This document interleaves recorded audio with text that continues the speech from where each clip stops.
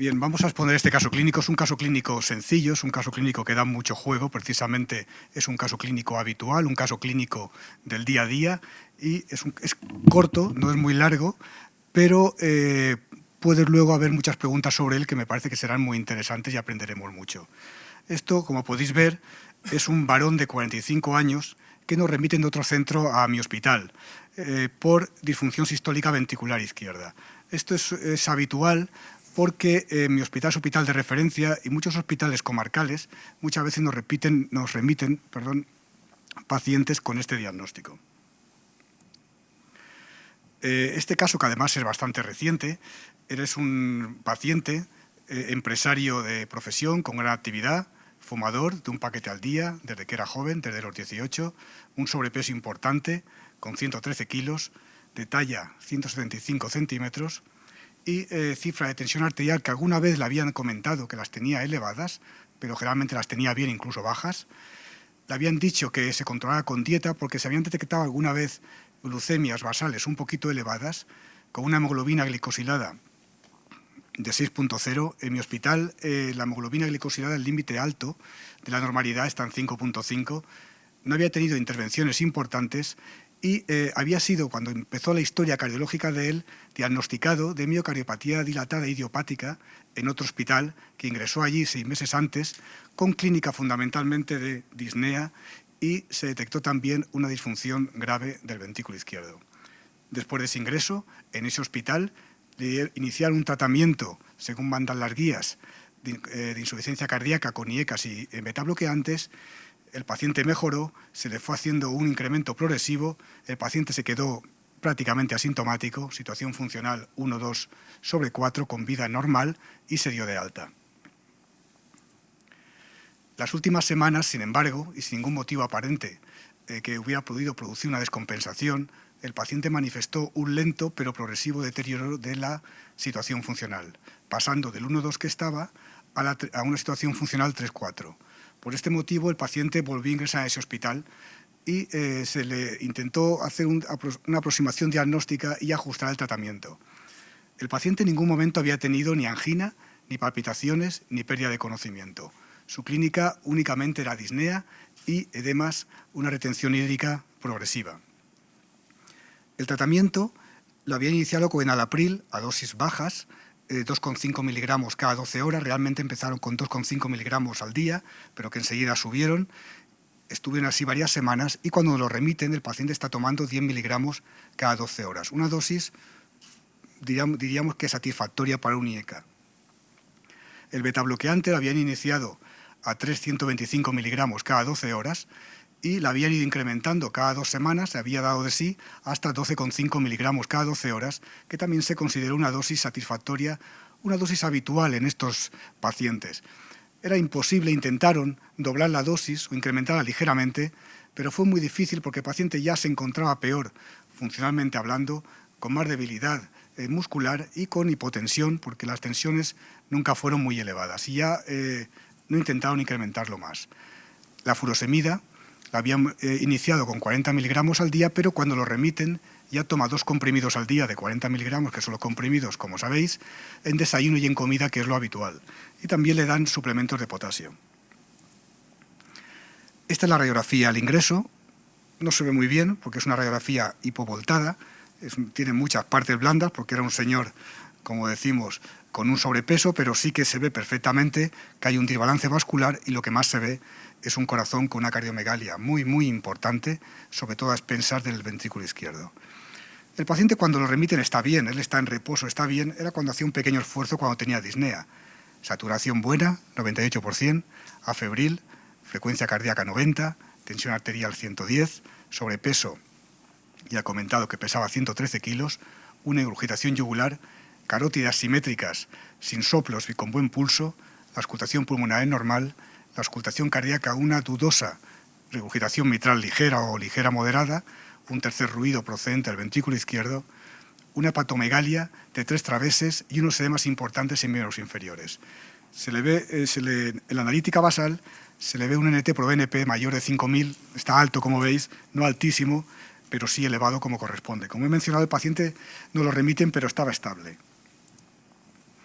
Este es el electrobasal. En el electrobasal podemos ver, es un ritmo sinusal, 88 por minuto. Veis aquí una onda P positiva en D1, D2, negativa en AVR, como corresponde a un ritmo sinusal. La P está un poco ancha, como correspondería a un crecimiento auricular izquierdo. El intervalo AV es normal y el complejo llama la atención porque es ancho, es un complejo que tiene una duración de 168 milisegundos, como veis, bastante ancho, y con un patrón de una morfología de bloqueo de rama izquierda.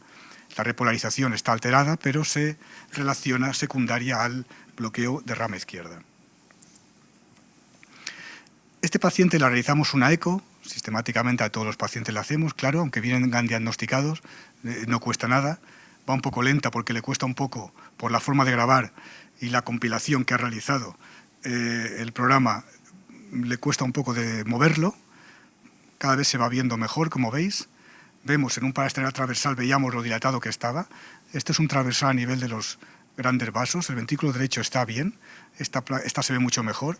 Un transversal del VI, podéis ver qué grande es el ventrículo izquierdo, paredes adelgazadas, qué contractilidad, y esta es la más espectacular, una forma esférica del ventrículo izquierdo, un VD que lo podemos ver como normal, una regurgitación mitral que la dan como moderada, la fracción de eyección la etiquetan del 24%, y nos comenta que tienen una morfología típica de miocardiopatía dilatada. Bueno, estos son diversas medidas de lo que he comentado. El diámetro telediastólico era de 10 centímetros, no está mal, 100 milímetros. Este paciente, aunque venga diagnosticado una miocardiopatía dilatada idiopática, le llamamos idiopática porque hay que descartar otras causas, fundamentalmente coronariopatía. Era raro en este paciente, sin clínica, el propio electro, con esa eco, que tuviera una afectación, no sé, pues una afectación del tronco severa que hiciera esa hipocontractilidad. Pero bueno, estamos obligados a hacer una coronariografía. También a veces hacemos un TAC de coronarias que en otro contexto podía haber sido suficiente. En este caso hicimos una coronariografía que aquí podéis ver que fue informado como coronarias normales. Vemos esta descendente anterior tan larga que da la vuelta a la punta, la circunfleja que también se ve por aquí, no está ahí, que está bien, las diagonales bien. Aquí tenemos en la Spider, la de arriba que es la descendente anterior, una intermediaria que sale por aquí, también se ve bien. La coronaria derecha en una OAI, con una interventricular posterior aquí abajo que se ve bien.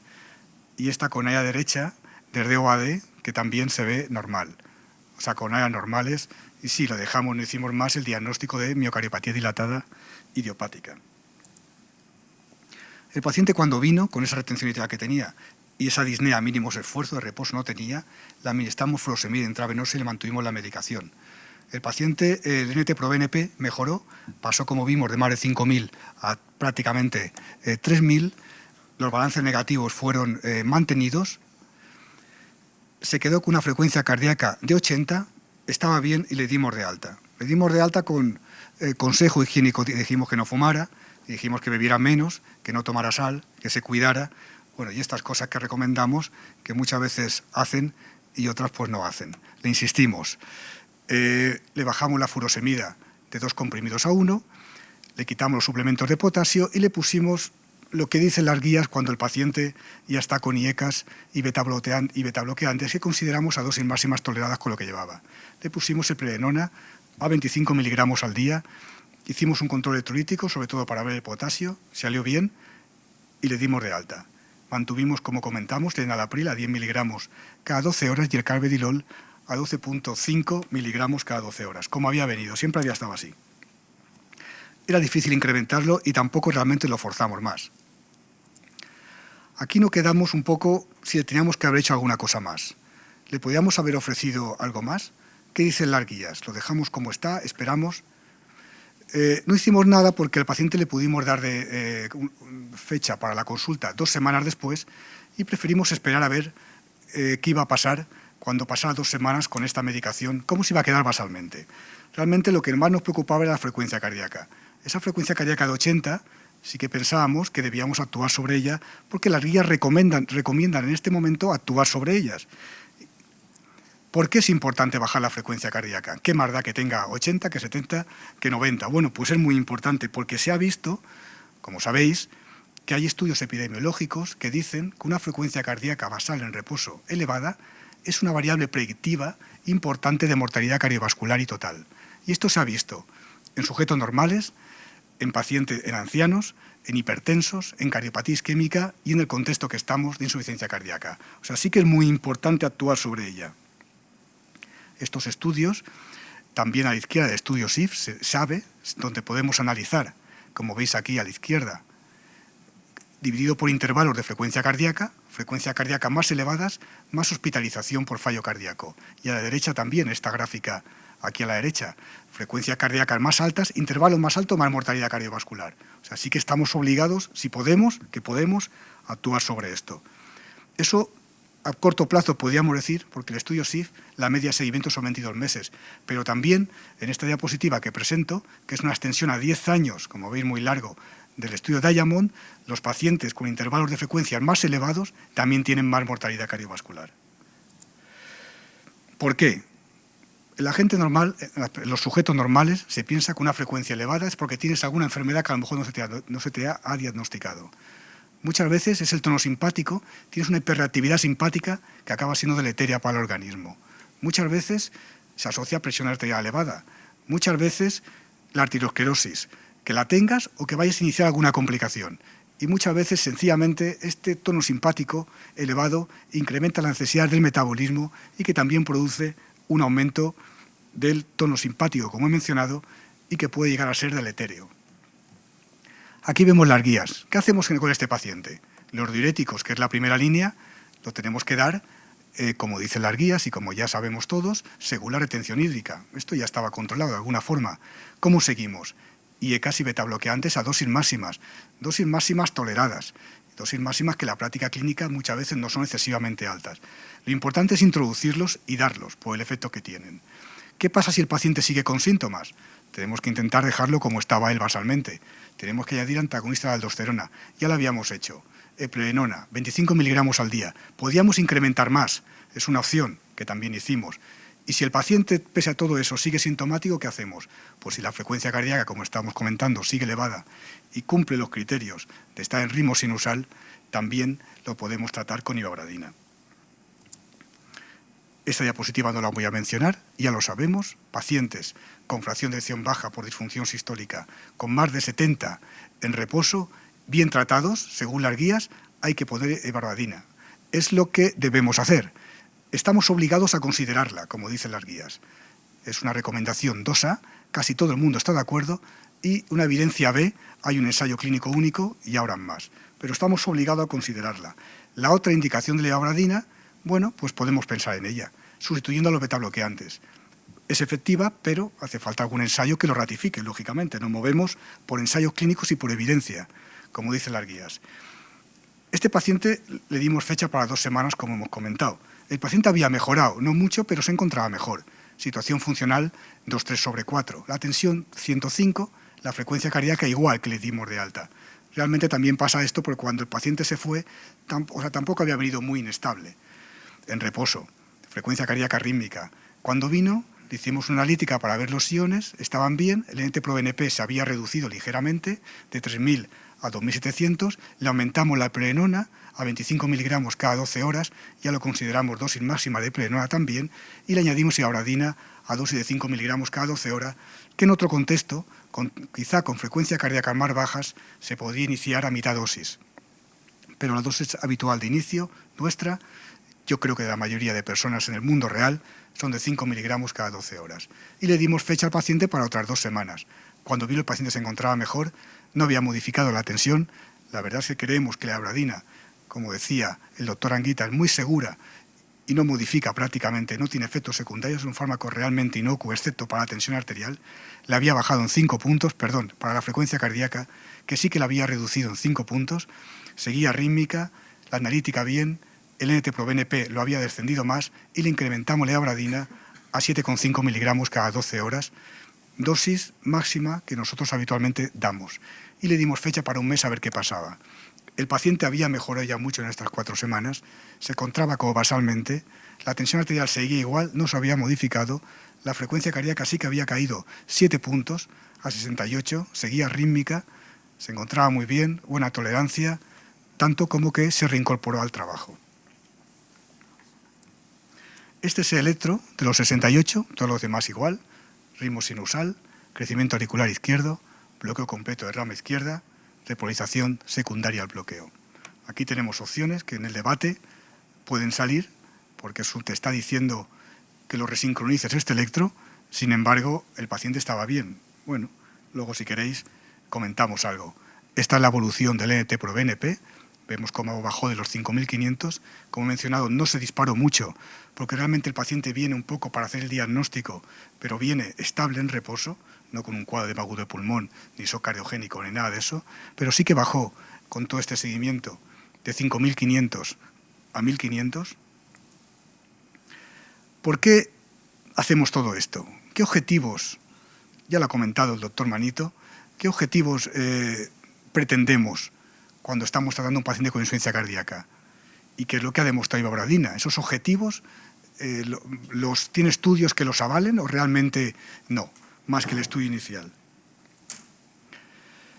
Los objetivos, lo sabéis, están en las guías, lo ha comentado el doctor Manito, lo hemos comentado a veces: mejorar la cantidad y la calidad de vida.